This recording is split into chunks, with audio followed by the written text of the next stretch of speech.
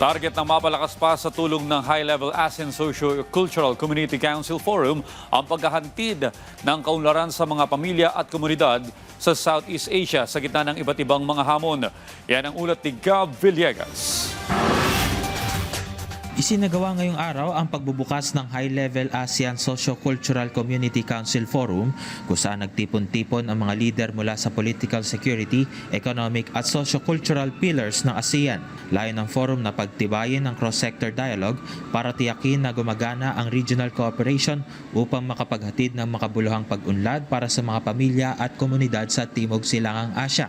Sa kanyang pambungad na pananalita, binigyan diin ni Department of Social Welfare and Development Secretary Rex Gatchalian ang kahalagahan ng kolaborasyon sa mga bansang kasapi ng ASEAN para tugunan ang malawak na hamon na nakakaapekto sa rehiyon, kung saan itinampok nito ang pagpapaganda sa buhay ng mga mamamayan. Every economic policy we shape and every intervention we implement directly influences the living conditions of the poor and sectors in vulnerable situations.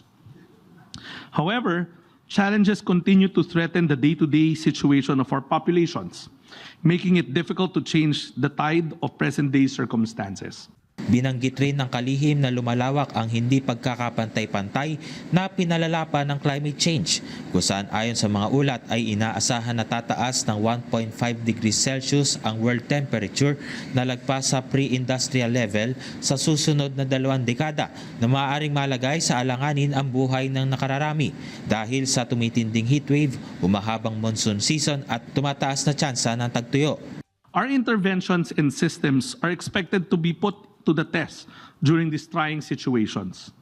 Considering that current capacities of our social protection systems are held back by persistent gaps in coverage, adequacy, and financing. Nanawagan rin si Gatchalian para sa paggamit ng grassroots knowledge at tiyakin na magkakaroon ng boses sa mga talakayan ang mga lokal na komunidad.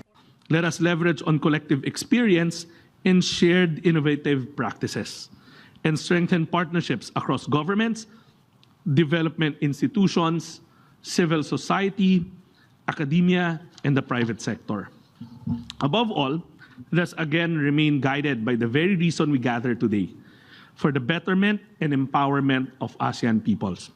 Gab Humilde Villegas para sa Pambansang TV sa Bagong Pilipinas.